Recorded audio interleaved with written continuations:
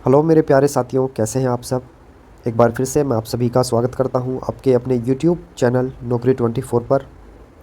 Subscribe नहीं किया है तो सब्सक्राइब कर लें। और जैसा कि आप लोगों को दिखाई दे रहा होगा कि भारतीय संविधान एवं राज्य व्यवस्था के आज हम टॉप 20 क्वेश्चंस करेंगे और व्याख्या सहित होंगे।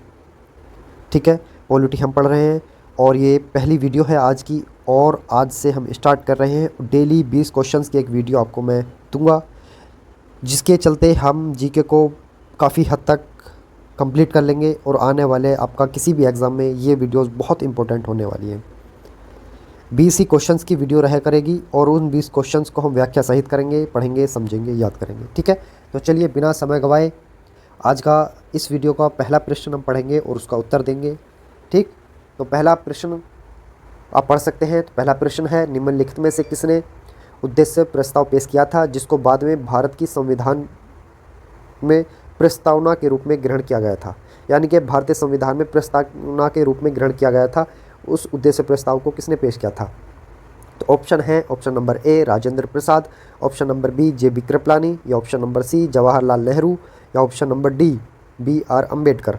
तो राइट आंसर बताइए प्रश्न एक का। तो प्रश्न एक का राइट आंसर है ऑप्शन नंबर सी।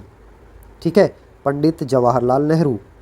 तो ये उद्देश्य प्रस्ताव कब पेश किया गया था। ये पेश किया गया था 13 दिसंबर 1946 को। ठीक है, 13 दिसंबर 1946 को पेश हुआ था। और इसको अपनाया कब गया था। तो इसको अपनाया गया था 22 जनवरी 1947 को। 22 जनवरी 1947 को। ठीक है, और ये भी याद रखें कि इसको सर्व सम्मति से इसको अपनाया गया था। ठीक है, सर्वसम्मति से इसको अपनाया गया था। ठीक, चलिए दूसरा प्रश्न देख लेते हैं। दूसरा प्रश्न हमारा है, कौन लिखित नियमों का एक समूह है जिसे किसी देश में रहने वाले सभी लोगों द्वारा स्वीकार किया जाता है। ऑप्शन ए याचिका, ऑप्शन बी प्रपत्र, ऑप्शन सी संविधान, ऑप्शन डी विधेयक। दूसरे का राइट आंसर बताइए। दूसरे का राइट आंसर है ऑप्शन नंबर सी, यानी कि संविधान।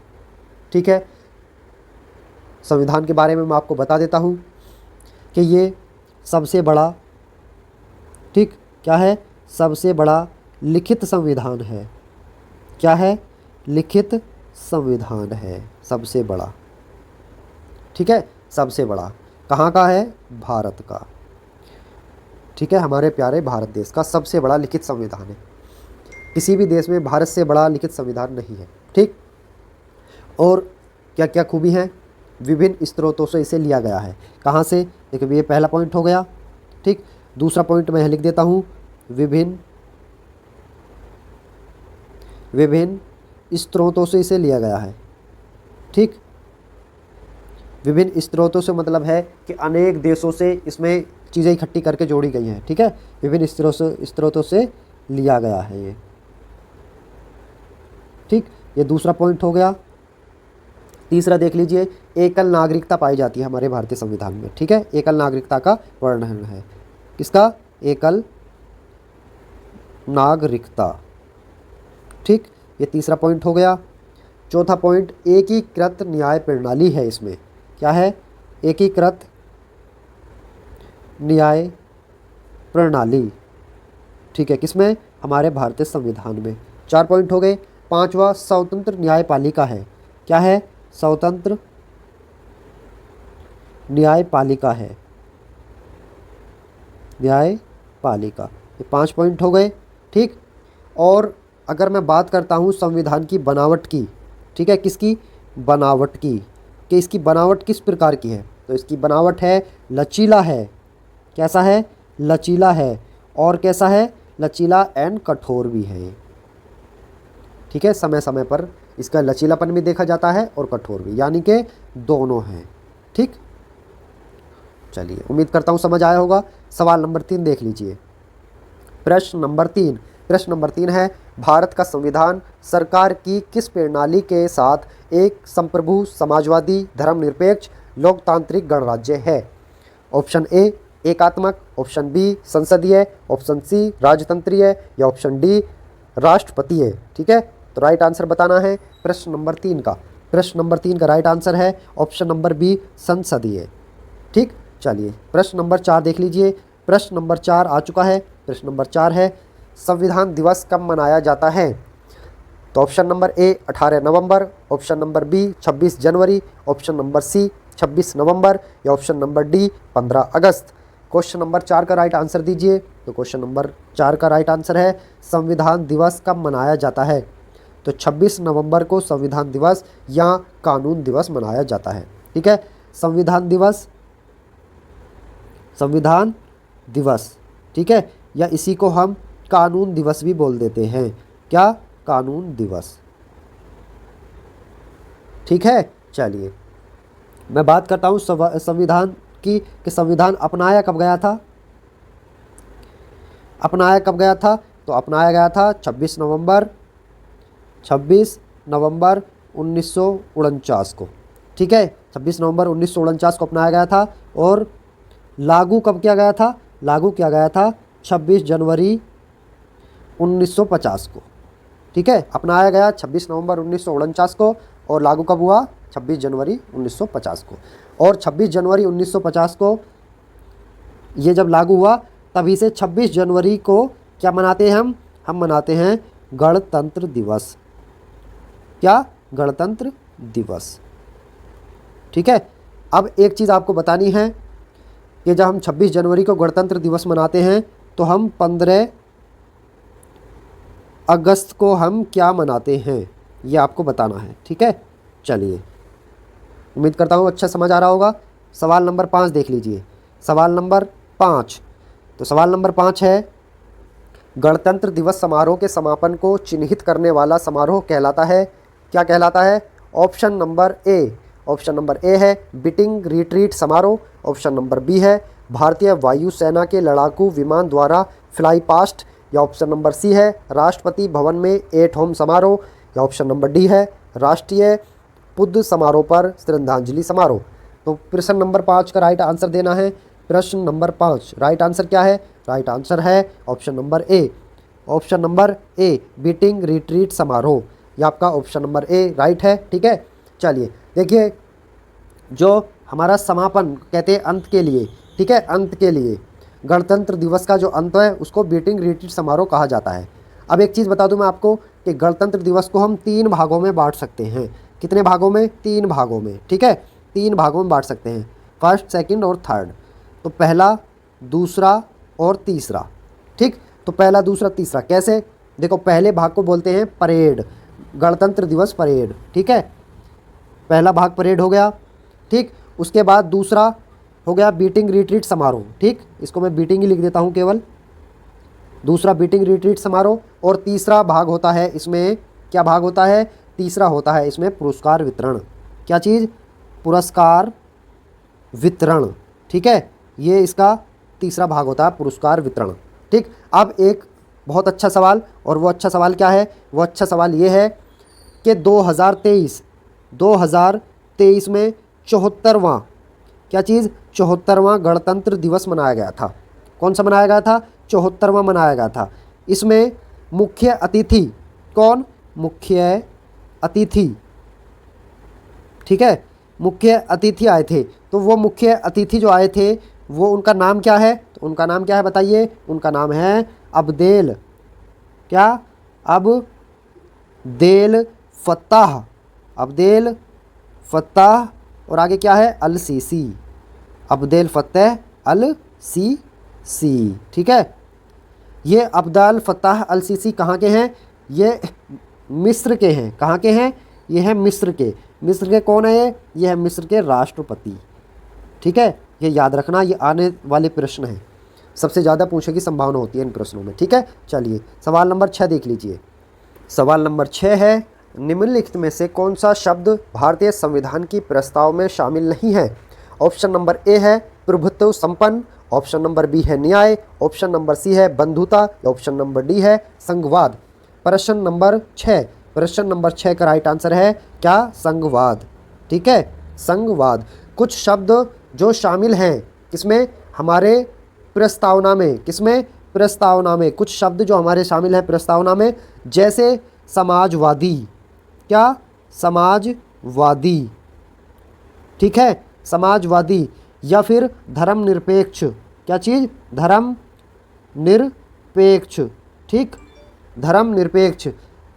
और कौन सा शब्द है, और है अखंडता, अखंडता। ये जो शब्द हैं ये प्रश्नों में बहुत पूछे जाते हैं और पूछा जाता है ये किस में शामिल हैं, या इनको भारतीय प्रस्तावना में, भारतीय संविधान की प्रस्तावना में कब शामिल किया गया था, या कौन सा संविधान संशोधन के द्वारा शामिल किया गया था। ठीक है, इस तरह से क्या एक ही चीज़ को कई तरह से लैंग्वेज भाषा में घुमा के पूछा जाता है। तो इसका सिर्फ और सिर्फ राइट आंसर है क्या है कि 42वां संविधान संशोधन, कॉन्स्टिट्यूशनल अमेंडमेंट एक्ट, ठीक है, कब हुआ था, 1976 में इनको जोड़ा गया था शब्दों को। कौन सा, समाजवादी, धर्मनिरपेक्ष और अखंडता, कब जोड़े गए थे, ये जोड़े गए थे 42वें संविधान संशोधन 1976 में। ठीक, चलिए सवाल नंबर 7 देख लीजिए।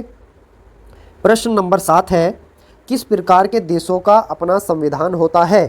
तो ऑप्शन नंबर ए साम्यवादी, ऑप्शन नंबर बी लोकतांत्रिक, ऑप्शन नंबर सी कुलीन तंत्रीय, या ऑप्शन नंबर डी सर्वसत्तात्मक। प्रश्न नंबर 7 का राइट आंसर है क्या है, प्रश्न नंबर 7 का राइट आंसर है लोकतांत्रिक, ऑप्शन नंबर बी। ठीक है, लोकतांत्रिक देशों का अपना संविधान होता है। अगला सवाल देख लीजिए, प्रश्न नंबर 8, प्रश्न नंबर 8, प्रश्न नंबर 8 आ चुका है, तो इसको पढ़िए। निम्नलिखित में से कौन सी भारत के संविधान की एक विशेषता नहीं है, ये बताना है, एक विशेषता नहीं है। ठीक, तो ऑप्शन नंबर ए है द्विसदनीय विधायिका, ऑप्शन नंबर बी है एकीकृत न्यायिक व्यवस्था, ऑप्शन नंबर सी है एकल नागरिकता, या ऑप्शन नंबर डी है राष्ट्रपति द्वारा राज्यपाल की नियुक्ति। प्रश्न नंबर 8, प्रश्न नंबर 8 का राइट आंसर क्या है, प्रश्न नंबर 8 का राइट आंसर है द्विसदनीय विधायिका। क्या राइट आंसर है, द्विसदनीय विधायिका। द्विसदनीय विधायिका का क्या मतलब है, अगर मैं केंद्र स्तर पर बात करता हूँ, केंद्र स्तर पर, ठीक है, केंद्र स्तर पर, किस पे, केंद्र स्तर पर अगर मैं बात करता हूँ तो द्विसदनीय विधायिका का मतलब है 2 सदन। कौन कौन से, देखिए, पहला राज्यसभा, पहला कौन सा है, राज्यसभा, ठीक, और दूसरा कौन सा है, दूसरा है लोकसभा। मैं केंद्र की बात कर रहा हूँ, ठीक है, लोकसभा। ठीक, चलिए अब एक चीज़ और देखिए कि राज्यसभा में हमारी 245 सीटें होती हैं, ठीक, लोकसभा में हमारी 545 सीटें होती हैं। ठीक है, चलिए राज्यसभा की अगर मैं बात करता हूं तो राज्यसभा को अन्य नामों से भी जाना जाता है, जैसे कि राज्यसभा को उच्च सदन भी बोला जाता है। कौन सा सदन, उच्च सदन, ठीक है, उच्च सदन, या इसके अलावा कभी न विघटन होने वाला, कभी न विघटन होने वाला सदन भी कहा जाता है। ठीक है, कभी न विघटन होने वाला सदन भी राज्यसभा को कहा जाता है। ठीक है, उच्च सदन होता है ये। और लोकसभा की अगर मैं बात करता हूँ तो लोकसभा को निम्न सदन कहा जाता है। क्या कहा जाता है, निम्न सदन, निम्न सदन, या फिर निचला सदन, क्या, निचला सदन। ठीक, अब जब लोकसभा को निचला सदन कहा जाता है तो ऊंचा सदन किसको कहा जाएगा, ऊंचा सदन कहा जाएगा राज्यसभा को। ठीक है, चलिए और क्या है, और ये जो लोकसभा है इसको कभी भी विघटित कर दिया जा सकता है। ठीक है, कभी भी इसे विघटन इसका संभव है, विघटन संभव है इसका कभी भी। ठीक है, कभी भी का मतलब है कि जब तक लोकसभा में बहुमत की सरकार है, ठीक है, जब तक उसके पास विश्वास मत है तब तक उसकी सरकार चलेगी। जब वो विश्वास मत खो देता है, अविश्वास प्रस्ताव सदन में आ जाता है, वोटिंग होती है और मत पूरे नहीं मिलते, उस समय राष्ट्रपति क्या करेंगे, राष्ट्रपति लोकसभा को भंग कर देंगे। ठीक है, इसलिए इसे विघटन संभव है लोकसभा में। ठीक है, और राज्यसभा एक ऐसा सदन है जो कभी भी विघटन नहीं होगा इसका, जब से बना है तब से कंटिन्यू चला आ रहा है। ठीक है, चलिए तो ये था हमारा, कहाँ, केंद्र स्तर पर हमने बात की थी, किस स्तर पर, केंद्र स्तर पर। ठीक है, द्विसदन। ठीक, अब बात करेंगे हम राज्य स्तर पर, किस पर, राज्य स्तर पर। ठीक है, राज्य स्तर पर अगर मैं बात करता हूँ द्विसदनीय तो कौन कौन से हैं, पहला कौन सा है, पहला है विधानसभा, विधानसभा। ठीक है, विधानसभा प्रत्येक राज्य में विधानसभा होती है, प्रत्येक राज्य में क्या होती है, विधानसभा होती है। ठीक, पहला सदन विधानसभा हो गया और दूसरा सदन हो गया विधानमंडल। क्या? विधानमंडल। ठीक, जैसे लोकसभा होती है ऐसे विधानसभा होती है और जैसे राज्यसभा होती है ऐसे विधानमंडल होता है। यानी कि जो विधानसभा होती है वो तब तक होती है जब तक सदन में बहुमत प्राप्त होता है, और जब बहुमत प्राप्त नहीं होता है तो इसका विघटन संभव है। जबकि विधानमंडल में कोई विघटन नहीं होता है, विधानमंडल में विघटन संभव नहीं है। और विधानमंडल को क्या कहा जाता है? विधानमंडल को कहा जाता है उच्च सदन। उच्च सदन, ठीक है। यानी कि जो राज्यसभा का है उच्च सदन, नए विघटन होने वाला सदन, और ऊंचा सदन सेम वही विधानमंडल है, ठीक है। और विधानमंडल प्रत्येक राज्य में नहीं है, बल्कि भारत में केवल और केवल कितने राज्य हैं? 6 ही राज्य हैं, ठीक है, जिनमें विधानमंडल है। विधानसभा हर एक राज्य में है, लेकिन विधानमंडल भारत के केवल और केवल 6 ही राज्यों में है, ठीक है। विधानसभा की अगर मैं बात करूं तो विधानसभा की प्रत्येक राज्य में अपनी अपनी अलग सीटें होती हैं, जनसंख्या के आधार पर या फिर क्षेत्रफल, जैसे भी वह चुनाव आयोग तय करता है, ठीक है। तो विधानसभा की प्रत्येक राज्य में अलग सीटें होती हैं, विधानमंडल की भी प्रत्येक राज्य में अलग सीटें हैं कि कितने विधानसभा सदस्य चुने जाएंगे, विधानमंडल सदस्य कितने चुने जाएंगे, ठीक है, जिन्हें MLC बोला जाता है, MLC। और विधानसभा सदस्य क्या बोला जाता है? MLA, ठीक है, member of legislative assembly, member of legislative council, यानी कि परिषद, ठीक है। चलिए अब जान लेते हैं 6 राज्य कि वो 6 राज्य कौन कौन से हैं भारत में जिनमें विधान परिषद है, ठीक है। तो कौन कौन से राज्य हैं वो, ये देख लेते हैं। देखिए, पहला यूपी, ठीक, दूसरा कौन सा है? दूसरा बिहार, तीसरा कौन सा है? तीसरा है महाराष्ट्र, ठीक, तीसरा महाराष्ट्र है। चौथा कौन सा है? चौथा है आंध्र प्रदेश। मैं AP लिख देता हूँ, आंध्र प्रदेश को AP, ठीक है, AP हो गया। और कौन सा है? तेलंगाना, TNG लिख देता हूँ मैं, तेलंगाना, ठीक है। कितना हो गया? देखो, पहला यूपी पहला, बिहार दूसरा, महाराष्ट्र तीसरा, ठीक, आंध्र प्रदेश चौथा, तेलंगाना पांचवा, और छठा कौन सा है? छठा है कर्नाटक, ठीक है। कौन सा है?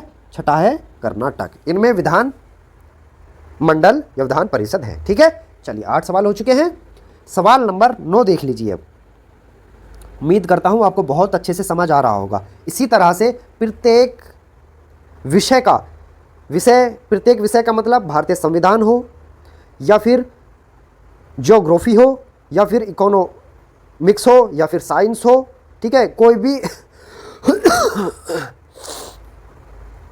भी सब्जेक्ट हो, इसी तरह से हम उनको कवर करते चलेंगे, ठीक है। चलिए प्रश्न नंबर 9 देख लीजिए। प्रश्न नंबर है 9, निम्नलिखित में से क्या भारतीय संविधान की प्रमुख विशेषताओं में से एक है? तो ऑप्शन नंबर ए है निरंकुश सरकार, ऑप्शन नंबर बी है आश्रित न्यायपालिका, ऑप्शन नंबर सी है गैर धर्मनिरपेक्ष, या ऑप्शन नंबर डी है संघवाद। प्रश्न नंबर 9 का राइट आंसर है क्या? संघवाद, ठीक है। चलिए प्रश्न नंबर 10 देख लीजिए। प्रश्न नंबर 10 क्या है? प्रश्न नंबर 10 आ चुका है, पढ़िए इसको। तो प्रश्न नंबर 10 है, भारतीय संविधान की कौन सी विशेषता देश में सरकार के एक से अधिक स्तरों के अस्तित्व का उल्लेख करती है? ऑप्शन नंबर ए है कट्टरवाद, ऑप्शन नंबर बी है संघवाद, ऑप्शन नंबर सी उदारवाद, ऑप्शन नंबर डी धर्मनिरपेक्षता। 10 का राइट आंसर क्या है? 10 का राइट आंसर है ऑप्शन नंबर बी संघवाद, ठीक है। चलिए अगला सवाल देख लीजिए। प्रश्न नंबर 11। प्रश्न नंबर 11, निम्नलिखित में से कौन भारतीय संविधान की संज्ञेय विशेषता नहीं है? ठीक है, क्या नहीं है? संज्ञेय विशेषता नहीं है, ये बताना है। तो प्रश्न नंबर 11 के विकल्प हैं ऑप्शन नंबर ए दोहरी सरकार, ऑप्शन नंबर बी शक्तियों का विभाजन, ऑप्शन नंबर सी अखिल भारतीय सेवाएं, ऑप्शन नंबर डी लिखित संविधान। 11 का राइट आंसर क्या है? 11 का राइट आंसर है अखिल भारतीय सेवाएं, ठीक। चलिए अगला सवाल प्रश्न नंबर 12। प्रश्न नंबर 12। प्रश्न नंबर 12, निम्नलिखित में से किसने भारतीय संविधान को अर्धसंघीय बताया? क्या बताया? अर्धसंघीय, ठीक है, ये बताना है। तो विकल्प क्या है? Option number A MV Pylee, option number B Gunnar Myrdal, option number C AV Dicey, option number D KC Wheare. Right answer प्रश्न नंबर 12 का राइट आंसर है KC वियर, ठीक है। इसने क्या बताया? इसने भारतीय संविधान को अर्धसंघीय बताया। प्रश्न नंबर 13 देख लीजिए। प्रश्न नंबर 13। प्रश्न नंबर 13, भारतीय संविधान के संदर्भ में निम्नलिखित में से कौन सा कथन सही है। क्या बताना है कि कौन सा कथन सही है, यानी कि आपके पास 4 विकल्प हैं जिनमें 3 गलत हैं और 1 सही है, तो उस सही का हमको चयन करना है। ऑप्शन नंबर ए है संविधान सभा ने मई 1947 में भारत की राष्ट्रमंडल की सदस्यता की पुष्टि की। ऑप्शन नंबर बी है संविधान सभा ने जनवरी 1950 में राष्ट्रीय गान को अपनाया। ऑप्शन नंबर सी है संविधान सभा ने जनवरी 1948 में राष्ट्रीय गीत को अपनाया। और ऑप्शन नंबर डी है संविधान सभा ने जुलाई 1949 में राष्ट्रीय ध्वज को अपनाया। तो कौन सा इसमें सही है? प्रश्न नंबर 13 क्या राइट आंसर है? राइट आंसर है ऑप्शन नंबर बी, यानी कि भारतीय संविधान ने जनवरी 1950 में राष्ट्रीय गान को अपनाया। ठीक है, जनवरी 1950 में राष्ट्रीय गान को अपनाया। अगर आपसे तारीख पूछ ली जाए कि एटलीस्ट बिल्कुल तारीख, राइट तारीख क्या है, कब अपनाया, तो राइट तारीख क्या है? वो राइट तारीख है 24 जनवरी 1950 को राष्ट्रीय गान को अपनाया। ठीक है, किसने अपनाया है राष्ट्रीय गान को? संविधान सभा के द्वारा इसको अपनाया गया, संविधान सभा द्वारा। ठीक है, चलिए और देखिए, अब अगर बात करते हैं कि पहली बार इसको कहाँ गाया गया था, पहली बार इसको कहाँ गाया गया था, गाया गया कहाँ पर? ठीक है, कहाँ पर गाया गया था? तो पहली बार गाया गया था कलकत्ता अधिवेशन, कलकत्ता अधिवेशन हुआ था। तो अधिवेशन किसका था? कलकत्ता कांग्रेस का।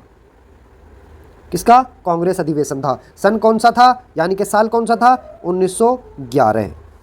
ठीक है, कांग्रेस अधिवेशन था सन 1911 में। और अगर तारीख पूछ ली जाए, तारीख, तो कौन सी तारीख है? 27 तारीख को। महीना कौन सा है? 27 दिसंबर 1911 को कलकत्ता अधिवेशन में कांग्रेस का अधिवेशन था, इसमें इसको गाया गया था पहली बार। ठीक है, चलिए, और अगर हम बात करेंगे किसकी? राष्ट्रमंडल खेल की। ठीक है, राष्ट्रमंडल खेल की अगर मैं बात करता हूं, तो राष्ट्रमंडल खेल को कब इसकी पुष्टि की गई थी सदस्यता की? तो इसकी की गई थी मई 1949 को। ठीक है, राष्ट्रमंडल खेल की सदस्यता की जो पुष्टि की गई थी संविधान सभा ने, वो कब की थी? मई 1949 में। ठीक है, और मैं अगर राष्ट्रीय गीत की बात करता हूँ, किसकी? राष्ट्रीय गीत की। ठीक है, राष्ट्रीय गीत कौन सा? राष्ट्रीय गीत वंदे मातरम। कौन सा? वंदे मातरम। ठीक है, ये हमारा भारत का राष्ट्रीय गीत है। कौन सा? वंदे मातरम। तो इसको संविधान सभा ने कब अपनाया? इसको अपनाया कब अपनाया? 24 जनवरी 1950 को संविधान सभा के द्वारा वंदे मातरम यानी राष्ट्रीय गीत को अपनाया गया। ठीक है, चलिए बात कर लेते हैं राष्ट्रीय ध्वज की। किसकी? राष्ट्रीय ध्वज की। तो राष्ट्रीय ध्वज को संविधान सभा ने कब अपनाया? राष्ट्रीय ध्वज को संविधान सभा ने 22 जुलाई, कौन सी? 22 जुलाई। 22 जुलाई सन कौन सा था? 1947। संविधान सभा ने 22 जुलाई 1947 को राष्ट्रीय ध्वज को अपनाया। ठीक है, कब? 22 जुलाई 1947। ठीक है, चलिए आगे बढ़िए। प्रश्न नंबर 14 आ चुका है। भारत के संविधान को बनाने वाली संविधान सभा में कितनी महिलाएं सदस्य थी?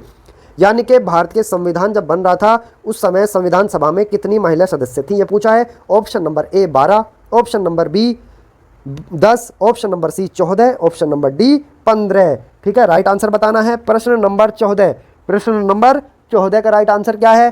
14 का राइट आंसर है ऑप्शन नंबर डी, यानी कि 15 महिला सदस्य थी। ठीक है, 15 महिला सदस्य थी। अगर बात करते हैं संविधान सभा के गठन की, किसकी? संविधान सभा के किसकी? गठन की अगर मैं बात करता हूं, तो इसका गठन कब हुआ था संविधान सभा का? तो संविधान सभा का गठन हुआ था 6 दिसंबर 1946 को। 6 दिसंबर 1946 को संविधान सभा का गठन हुआ। ठीक, संविधान सभा का विचार सबसे पहले किसके मन में आया था? ये भी बहुत अच्छा सवाल है कि विचार सबसे पहले किसके मन में आया था? ठीक है, किसके मन में आया था सबसे पहले? वो थे M.N. रॉय। कौन थे? M.N. रॉय। ठीक है, सन कौन सा था? 1934। ठीक है, सन 1934 में। क्या घर पे बैठ के आया था? ठीक है, विचार आया और इसको प्रस्तावित किया गया था। ठीक है, विचार प्रस्तावित। ठीक, मेरा सवाल है, क्या घर पे बैठे थे, क्या कर रहे थे, किस तरह से इनके द्वारा जो विचार आया था उसको प्रस्तावित किया गया था एम एन रॉय के द्वारा 1934 में। ठीक है। तो ये परिस्थिति आपको क्या बतानी है, कमेंट बॉक्स में बतानी है। ठीक, चलिए मैंने आपको बता दिया एम एन रॉय के द्वारा 1934 में प्रस्तावित किया गया था सबसे पहले संविधान सभा का विचार। ठीक, चलिए आगे देखिए, संविधान सभा के अस्थायी अध्यक्ष की बात कर लेते हैं। किसकी? अस्थायी अध्यक्ष। अस्थायी अध्यक्ष की अगर हम बात कर लेते हैं तो संविधान सभा के अस्थायी अध्यक्ष कौन थे? अस्थायी अध्यक्ष थे संविधान सभा के कौन? डॉक्टर सच्चिदानंद सिन्हा। कौन? डॉक्टर सच्चिदानंद सिन्हा। ठीक है, ये अस्थायी अध्यक्ष थे। और जब अस्थायी थे तो कोई स्थायी भी रहे होंगे, तो स्थायी अध्यक्ष का क्या नाम है? स्थायी अध्यक्ष। ठीक, स्थायी अध्यक्ष कौन थे? स्थायी अध्यक्ष थे डॉक्टर राजेंद्र प्रसाद। ठीक है, डॉक्टर राजेंद्र प्रसाद। ठीक है, ये कौन थे? ये स्थायी अध्यक्ष थे। अगर मैं बात करता हूं किसकी भला? संवैधानिक सलाहकार की। संवैधानिक सलाहकार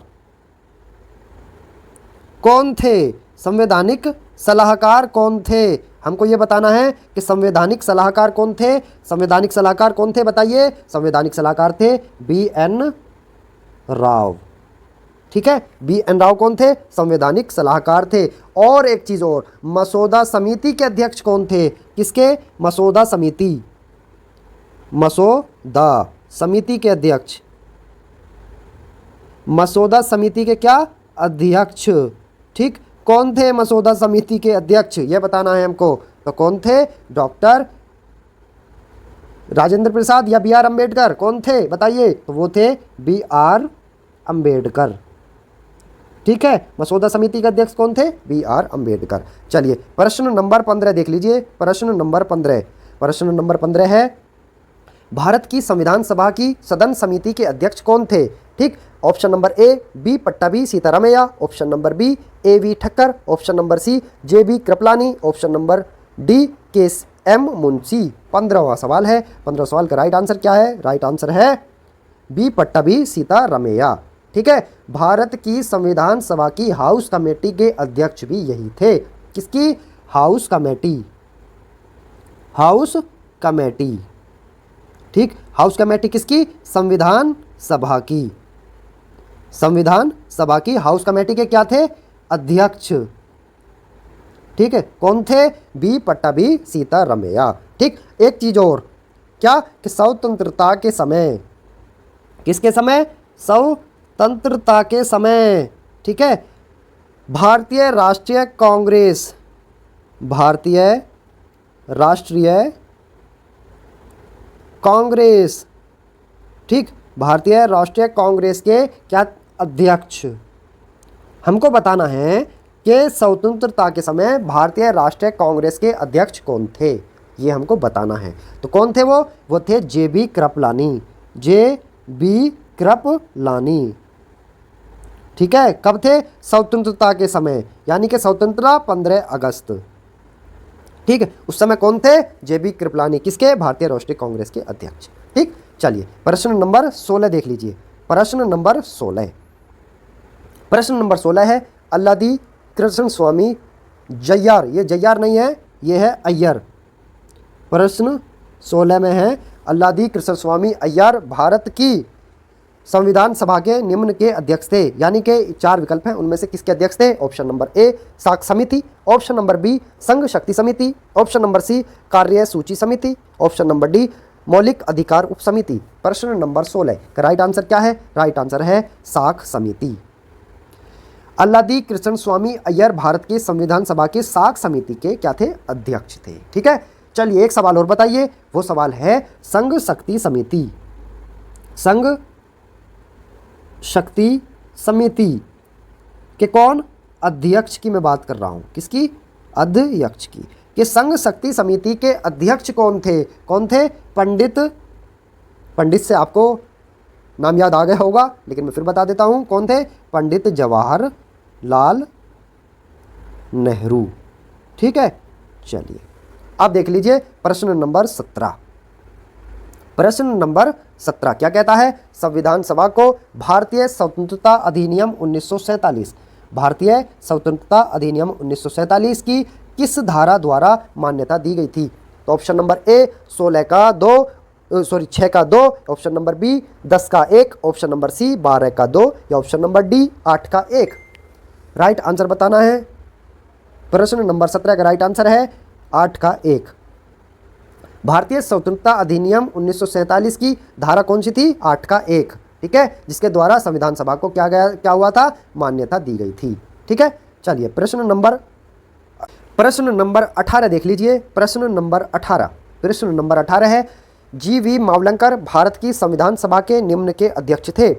ऑप्शन नंबर ए मौलिक अधिकारों, अल्पसंख्यकों और जनजातीय और बहिष्कृत क्षेत्रों पर सलाहकार समिति। ऑप्शन नंबर बी है कार्यों पर समिति। ऑप्शन नंबर सी है व्यापार समिति का आदेश। ऑप्शन नंबर डी है राष्ट्रीय ध्वज पर अनौपचारिक समिति। तो राइट आंसर बताइए। प्रश्न नंबर 18 का राइट आंसर है कार्यों पर समिति।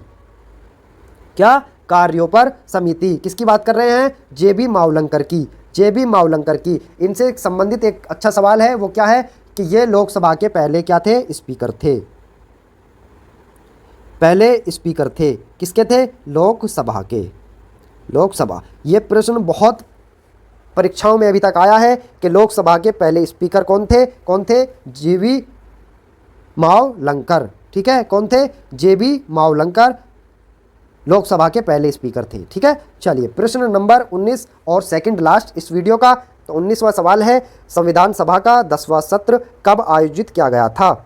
10वां यानी कि 10th, 10, ठीक है। 10वां सत्र कब आयोजित किया गया था? ऑप्शन नंबर ए 6 से लेकर 17 अक्टूबर 1949 तक, या फिर ऑप्शन नंबर बी 14 से लेकर 31 जुलाई 1947 तक, या फिर ऑप्शन नंबर सी 4 नवंबर 1948 से लेकर 8 जनवरी 1949 तक, या ऑप्शन नंबर डी 16 मई से लेकर 16 जून 1949 तक। तो राइट आंसर बताना है। प्रश्न नंबर 19 का राइट आंसर है क्या है? राइट आंसर है 6 से लेकर 17 अक्टूबर 1949 तक, ठीक है। संविधान सभा का 10वां सत्र।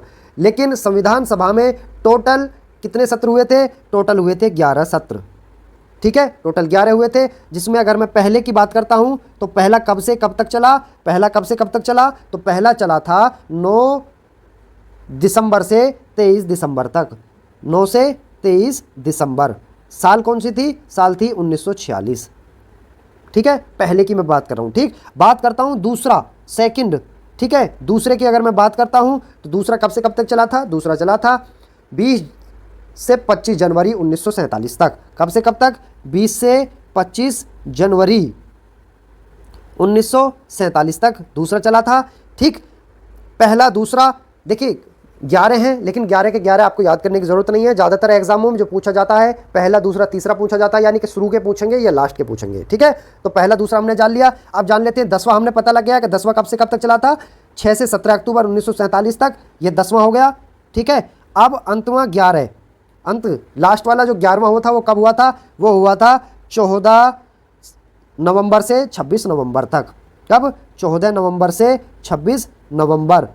और 26 नवंबर साल कौन सी थी? साल थी 1949, ठीक है। चलिए एक चीज़ और देख लीजिए कि जो संविधान हमारा बना उसको बनने में कितना समय लगा? समय बताना है कितना लगा, ये आपको पता भी होगा। तो इसमें 2 साल 11 माह और 17 दिन का इसमें समय लगा, ठीक है, बनने में संविधान को, ठीक है। चलिए इस वीडियो का अंतिम और 20वां सवाल, इसको पढ़िए। 20वां सवाल है, निम्नलिखित में से कौन 1946 में मद्रास निर्वाचन क्षेत्र से संविधान सभा का हिस्सा बना? तो option number A Ammu Swaminathan, option number B Hansa Jivraj Mehta, option number C Kamala Chaudhary, option number D Begum Aizaz Rasul. प्रश्न नंबर 20 अंतिम सवाल इस वीडियो का। तो अंतिम सवाल का सही बिल्कुल राइट आंसर देना है, वो क्या है? अम्मू स्वामीनाथन। 1946 में मद्रास निर्वाचन क्षेत्र से संविधान सभा का हिस्सा बने, कौन थे? अम्मू स्वामीनाथन। और अम्मू स्वामीनाथन की अगर मैं बात करता हूं तो इसमें एक चीज़ पॉइंट और याद रख लीजिए कि 1942 में हुआ था, क्या हुआ था? भारत छोड़ो आंदोलन, भारत छोड़ो आंदोलन, ठीक है, आंदोलन। ये इस आंदोलन का क्या रहे थे? हिस्सा रहे थे, इस आंदोलन का भी हिस्सा रहे थे, यानी कि इसमें भी ये शामिल हुए थे। अब आपको बताना है कि भारत छोड़ो आंदोलन जो हुआ था इसको शुरू किसने किया था, यानी कि भारत छोड़ो आंदोलन किसने चलाया था, ये आपको बताना है, ठीक है। किसने चलाया था ये आपको कहाँ बताना है? ये आपको कमेंट बॉक्स में बताना है, ठीक है। चलिए, तो इस वीडियो में 20 सवाल हमने किए, 20 सवालों को व्याख्या सहित जाना, ठीक है। तो वीडियो कैसी लगी कमेंट बॉक्स में बताइए। मिलते हैं अगली वीडियो में, ठीक है। 20-20 प्रश्नों की वीडियो हम लेकर आएंगे। इस तरह से हम टॉप क्वेश्चंस रहेंगे हर एक विषय का, संविधान का हो, इतिहास का हो, या फिर भूगोल का हो, या फिर अर्थशास्त्र का हो, या फिर विज्ञान का हो, किसी भी सब्जेक्ट का क्वेश्चन हो, हम इसी तरह से कंटिन्यू करेंगे, ठीक है। तो चलिए मिलते हैं अगली वीडियो में, तब तक अपना ख्याल रखें, अच्छे से पढ़ाई करते रहें। जय हिंद, जय भारत।